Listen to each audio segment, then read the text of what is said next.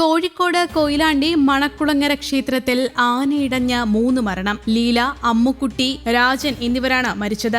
ആനയിടഞ്ഞത് പടക്കം പൊട്ടുന്ന ശബ്ദം കേട്ടിട്ടാണെന്നാണ് പ്രാഥമിക നിഗമനം. പടക്കം പൊട്ടുന്ന ഉഗ്രശബ്ദം കേട്ടതോടെ എഴുന്നള്ളത്തിനെത്തിയ ഒരു ആന ഇടയുകയായിരുന്നു. ഈ ആന വീരന്റെ തൊട്ടടുത്തുള്ള ആനയെ കുത്തുകയും ഈ ആന കമ്മിറ്റി ഓഫീസിന് മുകളിലേക്ക് മറിഞ്ഞു വീഴുകയുമായിരുന്നു.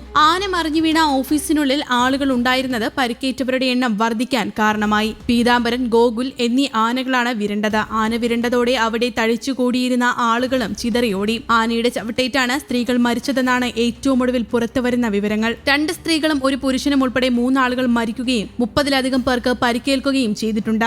ആനകളുടെ ചവിട്ടേറ്റാണ് സ്ത്രീകൾ മരിച്ചതെന്നാണ് വിവരം. പരിക്കേറ്റവരിൽ 8 പേരുടെ നില ഗുരുതരമാണെന്നും റിപ്പോർട്ടുണ്ട്. പരിക്കേറ്റവരെ കോഴിക്കോട് മെഡിക്കൽ കോളേജിലും സമീപ പ്രദേശത്തെ ആശുപത്രികളിലേക്കും മാറ്റി. പരിക്കേറ്റവരിൽ കൂടുതലും സ്ത്രീകളുമാണ്. അക്രമാസക്തരായ ആനകളെ പിന്നീട് പാപ്പാന്മാർ തളച്ചു. അക്രമാസക്തരായ ആനകൾ ക്ഷേത്ര കെട്ടിടത്തിന്റെ മേൽക്കൂരയും ഓഫീസ് മുറിയും തകർത്തു. 10 വർഷം മുമ്പും ഇതേ ക്ഷേത്രത്തിൽ ആനയിടഞ്ഞിരുന്നു. News desk, Kerala Kaumudi.